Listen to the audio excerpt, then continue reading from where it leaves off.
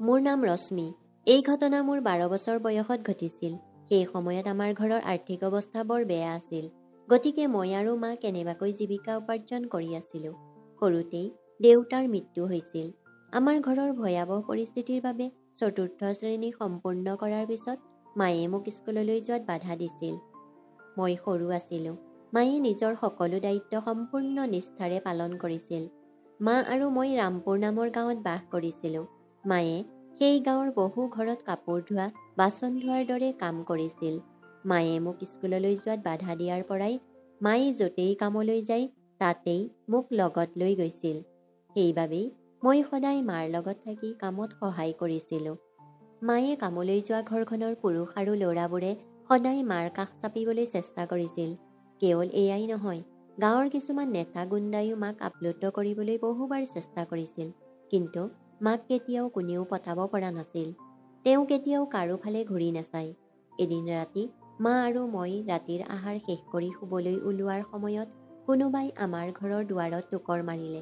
মায়ে মোক ক'লে, যা চাচোন, ইমান দেৰিকৈ আমাৰ ঘৰৰ দুৱাৰত কোনে টোকৰ মাৰিছে, কোন আহিছে। এই কথা কৈ তেওঁ নিজৰ কোঠাৰ বিচনাখন পাৰিবলৈ গ'ল। তাৰ পিছত মই আমাৰ ঘৰৰ দুৱাৰখন খুলিলোঁ। দুৱাৰখন খুলি দিয়াৰ লগে লগে দেখিলোঁ আমাৰ দুৱাৰমুখত এজন ভাল সাজ-পোছাক পিন্ধা মানুহ থিয় হৈ আছে। তেওঁক দেখাত প্ৰায় 45 বছৰ যেন লাগিল। কি হৈছে? ইমান গভীৰ ৰাতি আমাৰ ঘৰৰ দুৱাৰত কিয় টোকৰ মাৰিলে? মই মানুহজনক কিছু খঙেৰে সুধিলোঁ। মোক দেখি তেওঁ বৰ সুখী হৈ হাঁহি হাঁহি ক'লে, ৰশ্মি? হয়, ময়েই। আপুনি কোন? মই প্ৰশ্নবোধক চকুৰে তেওঁৰ ফালে চালোঁ। মই একো বুজি পোৱাৰ আগতেই হঠাতে সেই মানুহজনে মোক তুলি লৈ কান্ধত বহিবলৈ দিলে আৰু আনন্দত ক'বলৈ ধৰিলে, ৰশ্মি, মই তোমাৰ দেউতাৰ বন্ধু, কমল খুৰা। কমল খুৰাৰ মাত শুনি মায়ে দৌৰি কোঠাৰ পৰা ওলাই আহিল আৰু মায়ে তেওঁৰ সন্মুখত থিয় হৈ ক'লে, কমল? এতিয়া মা আৰু কমল খুৰাই ইজনে সিজনক চাই আছিল। প্ৰায় 2-3 মিনিটমান পাৰ হৈ গ'ল যদিও দুয়োজনে ইজনে সিজনৰ ফালে চাই থাকিল। তেতিয়া মই ক'লোঁ, মা, এইজন কোন? মাৰ মুখত এক অদ্ভুত সুখৰ সৃষ্টি হৈছিল। তেতিয়া মায়ে ক'লে, ৰশ্মি, এইজন তোমাৰ কমল খুৰা। এইজন তোমাৰ দেউতাৰ বন্ধু। তেওঁক নমস্কাৰ দিয়া। তাৰ পিছত মই তেওঁক সম্ভাষণ জনালোঁ আৰু তাৰ পিছত তেওঁ আমাৰ ঘৰত সোমাই আহিল। অহাৰ লগে লগে মাৰ কঁকালত হাত থৈ দিলে। তেনেতে মায়ে লাজ অনুভৱ কৰি পাকঘৰলৈ গ'ল। পাকঘৰলৈ যাওঁতে দেখিলোঁ মায়ে ৰান্ধিবলৈ সাজু হৈছে। মই বুজি পোৱা নাছিলোঁ যে আমি মাত্ৰ খাদ্য খাই উঠিছোঁহে, তেন্তে মায়ে কাৰ বাবে ৰান্ধিছে। মাৰ ওচৰলৈ গৈ সুধিলোঁ, এতিয়া কাৰ বাবে ৰান্ধি আছা? তোমাৰ কমল খুৰাৰ বাবে। বেচেৰাটো বৰ দীঘলীয়া যাত্ৰাৰ অন্তত আহিছে, মায়ে বৰ চিন্তিত সুৰত ক'লে। আগতে তেওঁ ইয়াতেই বাস কৰিছিল। তোমাৰ দেউতাক লগ কৰিবলৈ আমাৰ ঘৰত আহিছিল। এটা গোপন কথা আছিল, যেতিয়া তোমাৰ দেউতা ঘৰত নাছিল তেতিয়া তেওঁ মোক সহায় কৰিছিল। তেওঁ বৰ ভাল মানুহ। আগতে আমি বহুত মজা কৰিছিলোঁ। তোমাৰ জন্মৰ সময়ত তেওঁ ডুবাইলৈ গৈছিল আৰু আজি তেওঁ ইমান বছৰৰ মূৰত ঘূৰি আহিছে। তেওঁ অকলে থাকে। তেওঁৰ কোনো নাই। সেয়ে তেওঁ ইয়ালৈ আহিছে। আৰু যিয়েই নহওক, আমাৰ বাহিৰে এতিয়া তেওঁৰ আৰু কোন আছে? কালিলৈ যাব। এই কথা কৈ থাকোঁতে মাৰ মুখত এক বেলেগ আনন্দ জিলিকি উঠিছিল। সেই সময়ত মই সৰু আছিলোঁ, গতিকে একো বুজিব পৰা নাছিলোঁ। মাৰ আচৰণৰ হঠাৎ পৰিৱৰ্তন আৰু মোক কোৱা কথাবোৰৰ অৰ্থ মোৰ বাবে বুজিব নোৱাৰা হৈ পৰিছিল। মায়ে ক'লে, যা, এতিয়া ৰুমলৈ গৈ খাদ্য ৰান্ধি হোৱালৈকে কমল খুৰাৰ লগত কথা পাতি থাক। মায়ে এই কথা কোৱাৰ লগে লগে মই মোৰ কোঠালৈ গ'লোঁ। কমল খুৰাই মোৰ ৰুমৰ এটা চুকত নিজৰ সকলো বস্তু ৰাখিছিল আৰু চকীত বহি চিগাৰেট হুপি আছিল। মই গৈ তেওঁৰ ওচৰতে বহি কথা পাতিবলৈ ধৰিলোঁ। সেই সময় তেওঁৰ কথাৰ পৰাই গম পালোঁ যে ডুবাইত তেওঁৰ এখন ডাঙৰ ৰেষ্টুৰেণ্ট আছিল। সেই ৰেষ্টুৰেণ্টৰ পৰা তেওঁ বহুত টকা উপাৰ্জন কৰিছিল। কিন্তু যোৱা কেইদিনমানৰ পৰা তেওঁ গাঁৱলৈ আহিব লগা হৈছিল। গতিকে তেওঁ নিজৰ ৰেষ্টুৰেণ্টখন বিক্ৰী কৰি গাঁৱত স্থায়ীভাৱে থাকিবলৈ উভতি আহিছে। আমি কথা পাতি থাকোঁতে হঠাতে তেওঁ মোক ক'লে, তুমি মোক কমল খুৰা বুলি নক'বা, কমল বুলি ক'বা। এতিয়া মই তেওঁৰ লগত কথা পাতি থাকোঁতে কিছু সময়ৰ পাছত মা মোৰ ৰুমলৈ আহি খুৰাক ৰাতিৰ আহাৰ খাবলৈ মাতিবলৈ আহিল। ময়ো খুৰাৰ লগত পাকঘৰলৈ গ'লোঁ। তাৰ পিছত মায়ে তেওঁক খাবলৈ দিলে। তাৰ পাছত খুৰাই আহাৰ খালে আৰু মাক সুধিলে, কবিতা, তুমি মোৰ বাবে খাদ্য ৰান্ধিলা, তোমাৰ ভাগৰ লগা নাইনে? তেতিয়া তুমি মোৰ বাবে ইমানখিনি কৰিলা, তুমিতো কেতিয়াও ভাগৰি পৰা নাই, এতিয়া মই কেনেকৈ ভাগৰি পৰিম? মায়ে তেওঁৰ ফালে চাই মিচিকিয়াই হাঁহি এটা মাৰি ক'লে। তাৰ পিছত খুৰাই হাঁহি হাঁহি পাকঘৰৰ পৰা ওলাই গ'ল। তাৰ পিছত মায়ে মোক ক'লে, এতিয়া তুমি তোমাৰ কোঠালৈ গৈ শুই থাকা। কমল খুৰাও তোমাৰ ৰুমত শুব। মই মোৰ ৰুমলৈ আহিলোঁ। খুৰাই তেতিয়াও চিগাৰেট খাই আছিল। বিচনাখন পাৰি দি খুৰাৰ বিচনাখন মোৰ বিচনাৰ ওচৰতে ৰাখিলোঁ। তাৰ পিছত মই মোৰ বিচনাত শুই পৰিলোঁ। প্ৰায় 10-15 মিনিটৰ পিছত খুৰাই উঠি কোঠাটোৰ দুৱাৰখন বন্ধ কৰি দিলে। তাৰ পাছত কোঠাটোৰ লাইটটো বন্ধ কৰি বিচনাত শুই পৰিল। লগে লগে মোৰ টোপনি আহিল। কিছু সময়ৰ পাছত মই হঠাৎ সাৰ পাই উঠিলোঁ। চকু মেলি দেখিলোঁ খুৰাই বিচনাৰ পৰা উঠি কোঠাৰ পৰা ওলাই আহিল।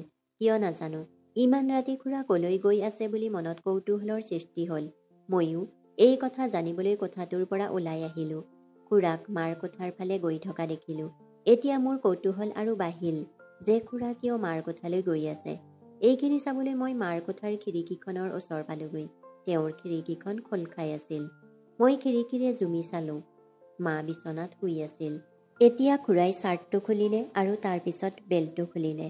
ইয়াৰ পিছত তেওঁ মাক সকলো দি দিলে যিটো দেউতাই আগতে দিছিল। মা আৰু খুৰা দুয়োজনেই ঘামত তিতিছিল, যেন দুয়োজনেই ঘামত গা ধুইছে। তেওঁলোকৰ শৰীৰৰ পৰা ঘামৰ টোপালবোৰ বিচনাত পৰি আছিল। দুয়োৰে উশাহ নিশাহৰ শব্দই গোটেই কোঠাটোতে প্ৰতিধ্বনি হৈছিল। এতিয়া মোৰ টোপনি আহিবলৈ ধৰিলে। সেয়ে মোৰ কোঠালৈ উভতি আহি শুই পৰিলোঁ। ৰাতিপুৱা সাৰ পাই মোৰ চকু খুৰাৰ বিচনাখনলৈ গ'ল, কিন্তু তেওঁ নিজৰ বিচনাত নাছিল। তেতিয়াই ৰাতিৰ ঘটনাটো মনত পৰিল। গতিকে মই খৰধৰকৈ উঠি কোঠাটোৰ পৰা ওলাই আহিলোঁ। মাৰ কোঠাৰ দুৱাৰখন বন্ধ আছিল যদিও খিৰিকীখন খোলা আছিল। মই নিজৰ ঠাইত বহি মাৰ কোঠাৰ ফালে চাই আছিলোঁ। কিছু সময়ৰ পাছত দুৱাৰখন খোলাৰ শব্দ শুনিলোঁ। গতিকে কৌতূহলেৰে চাই থাকিলোঁ। মা খৰধৰকৈ নিজৰ কোঠাটোৰ পৰা ওলাই আহি পোনে পোনে বাথৰুমৰ ফালে দৌৰি গ'ল। মই কমল খুৰাৰ ফালে চালোঁ। তেওঁ শুই আছিল। বাথৰুমলৈ গৈ গা ধুই সাজ পোছাক পিন্ধি ওলাই আহিলোঁ। পাকঘৰলৈ যাওঁতে দেখিলোঁ মায়ে ৰান্ধি আছে, কিন্তু তেওঁক বহুত সুখী যেন লাগিছিল। মাৰ মুখত সতেজতা আৰু এক বেলেগ উৎসাহ। ময়ো তেওঁক সহায় কৰিলোঁ। কিছু সময়ৰ পাছত খাদ্য ৰান্ধি হৈ যোৱাৰ পাছত মায়ে কমল খুৰাক মাতিলে আৰু তাৰ পাছত তিনিওজনে খাদ্য খালোঁ। তিনিওজনে যেতিয়া খাই আছিলোঁ, মায়ে খুৰালৈ চাই লাজতে ৰঙা পৰি আছিল আৰু লঘু হাঁহি এটা মাৰি আছিল। তেওঁ মাক চাই হাঁহি আছিল। তিনিওজনে পুৱাৰ আহাৰ খোৱাৰ পিছত মা আৰু মই গাঁৱত কাম কৰিবলৈ ওলাই আহিলোঁ আৰু কমল খুৰা নিজৰ ঘৰলৈ উভতি আহিল।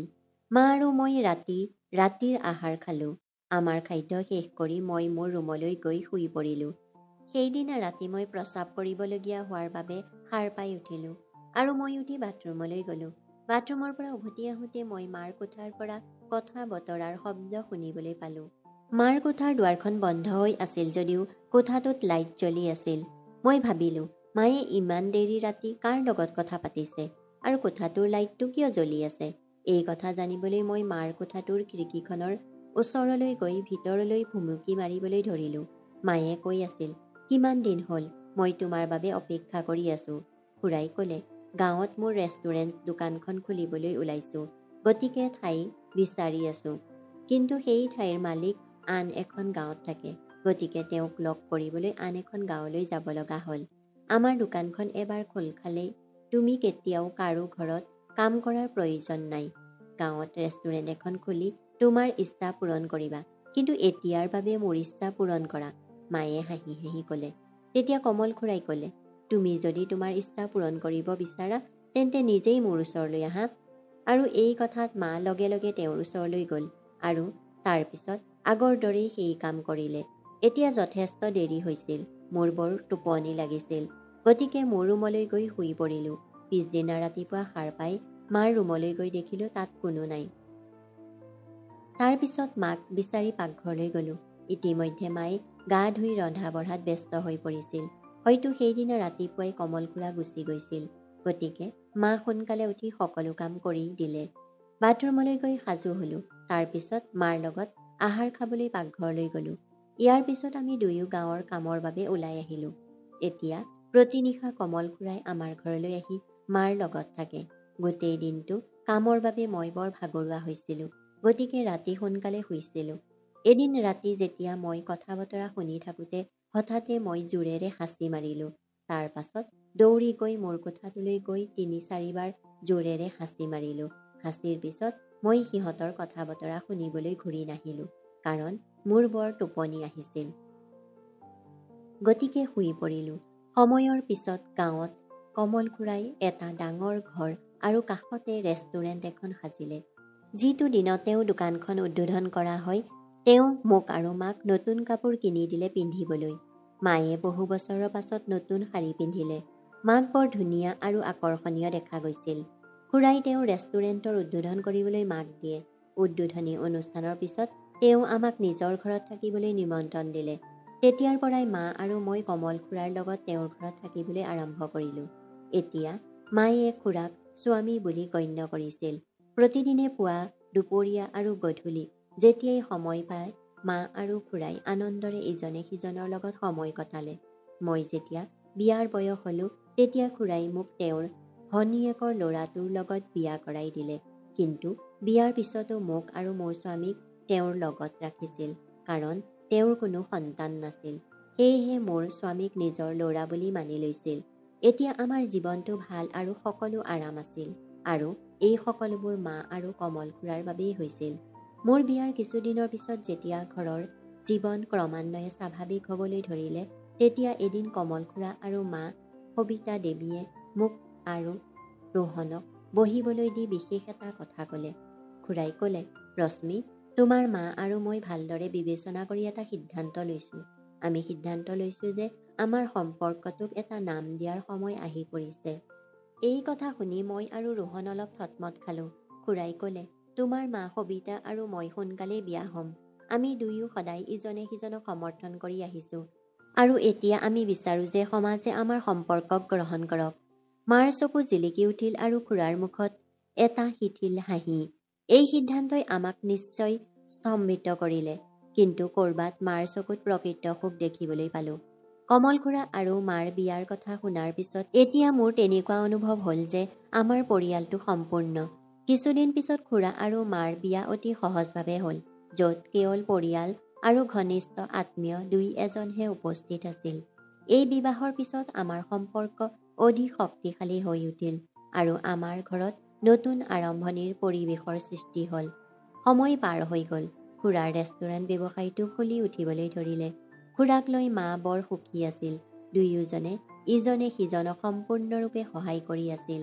বিয়াৰ কিছুদিন পিছতেই গম পালোঁ যে মই গৰ্ভৱতী। এতিয়া মা খুৰাৰ পত্নী হোৱা বাবে ঘৰ আৰু ব্যৱসায়ৰ সম্পূৰ্ণ যত্ন লৈছিল। তেওঁ নিজেই বৰ আত্মবিশ্বাসী হৈ পৰিছিল। কেইমাহমানৰ পিছত মোৰ ল'ৰাটোৰ জন্ম হ'ল। তেতিয়া খুৰা আৰু মাৰ সুখৰ আৰু আনন্দৰ সীমা নোহোৱা হৈ পৰিল। মোৰ ল'ৰাটোক তেওঁ নিজৰ সন্তান বুলি গণ্য কৰিছিল। আনকি খুৰাই মোৰ ল'ৰাটোক নিজৰ সম্পত্তিৰ উত্তৰাধিকাৰী কৰিম বুলিও কৈছিল। মোৰ স্বামীয়েও এই কথা শুনি বৰ আনন্দিত হ'ল, কাৰণ খুৰাই আমাক নিজৰ পৰিয়ালৰ বুলি মানি লৈছিল। এতিয়া আমাৰ জীৱনটো বহুত ভালকৈ চলি আছিল। আমি একেলগে উৎসৱ পালন কৰিছিলোঁ, হাঁহি ধেমালি কৰিছিলোঁ, আৰু গাঁৱৰ আদৰ্শ পৰিয়াল হিচাপে পৰিচিত হৈছিলোঁ। এদিন খুৰাই গাঁৱত আন এখন দোকান খুলিবলৈ সিদ্ধান্ত ল'লে, যাতে ৰেষ্টুৰেণ্টৰ ব্যৱসায়টো অধিক বিখ্যাত হ'ব পাৰে। এইটোৱে মোৰ স্বামীকো সহায় কৰিলে, আৰু এতিয়া আমাৰ পৰিয়ালটো সম্পূৰ্ণ সফল আৰু সমৃদ্ধিশালী হৈ পৰিল। মাৰ মুখত সদায় উল্লাসৰ হাঁহি বিৰিঙি উঠিছিল। সময়ৰ লগে লগে মা আৰু কমল খুৰা দুয়োজনেই বুঢ়া হৈ আহিল, কিন্তু তেওঁলোকৰ পাৰস্পৰিক বুজাবুজি আৰু প্ৰেম একেই থাকিল। মই আৰু মোৰ স্বামীয়ে খুৰাৰ ৰেষ্টুৰেণ্টখন চোৱা-চিতা কৰি আছিলোঁ। আমাৰ ল'ৰাটোও ডাঙৰ হৈ আহিছিল। আমি জীৱনটো এটা সঁচা আৰু সুখী পৰিয়ালৰ দৰে কটালোঁ। শেষত মা আৰু কমল খুৰাই দীঘলীয়া সুখী জীৱন কটালে আৰু সময় আহিলত ইজনে সিজনৰ লগত এই পৃথিৱীৰ পৰা আঁতৰি গ'ল। তেওঁলোকৰ মৃত্যুৰ পিছত আমি তেওঁৰ নাম আৰু তেওঁৰ সপোনক আগুৱাই লৈ গৈ আছোঁ, যাতে তেওঁলোকৰ সপোনবোৰ চিৰদিনৰ বাবে জীয়াই ৰাখিব পাৰোঁ। বন্ধু-বান্ধৱীসকল, কাহিনীটো শুনি ভাল লাগিলে লাইক কৰিব, শ্বেয়াৰ কৰিব আৰু চেনেলটো ছাবস্ক্ৰাইব কৰিব। ধন্যবাদ।